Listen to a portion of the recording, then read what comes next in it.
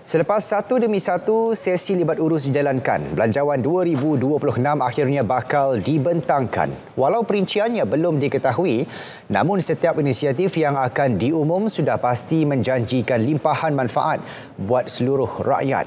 Laporan Nurin Farhana Rushdi.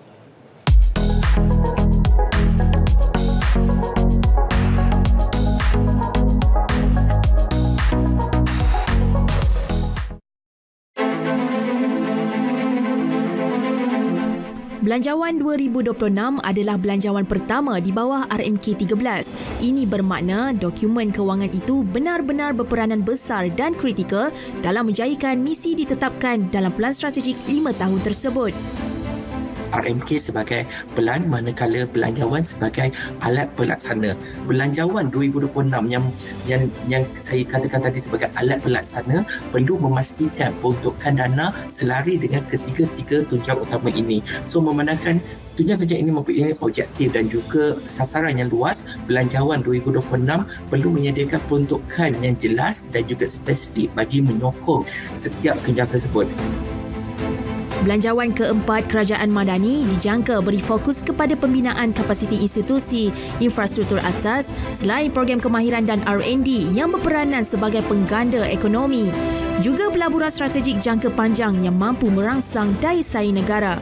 Antaranya, pengenalan dana inovasi untuk PKS dan dana digitalisasi. Strategi pertumbuhan perlu berpaksikan penyesuaian fizikal yang sesuai dan juga adil. Ini termasuk usaha mengurangkan kebocoran fiskal, memperluaskan asas cukai secara progresif serta melaksanakan peralihan subsidi yang lebih rasional.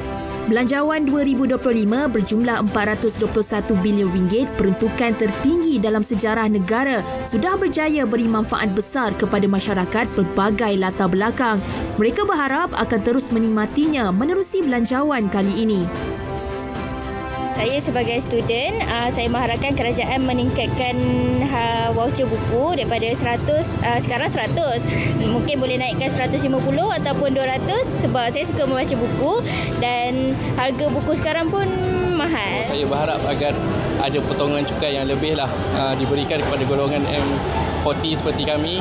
Contohnya seperti mungkin potongan untuk diri sendiri, anak-anak dan juga isteri. Macam anak-anak mungkin dengan belanjawan sekolah sekarang ni dipernaikkan lagi dia punya jumlah tu. Saya berharap agar belanjawan ni menitik beratkan dari segi infra, contoh menambah tarafkan klinik kesihatan yang sedia ada, mungkin menambah baik sistem apa semualah.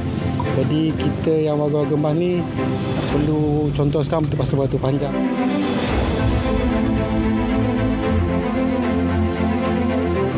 Harapan ini membawa aspirasi rakyat yang ingin melihat Belanjawan 2026 kali ini membawa perubahan nyata dalam kehidupan seharian dan tentunya ia bukan sahaja lembaran baru di bawah RMK 13 tetapi melakar hal dituju kepada pembangunan negara yang lebih mampan dan berdaya saing.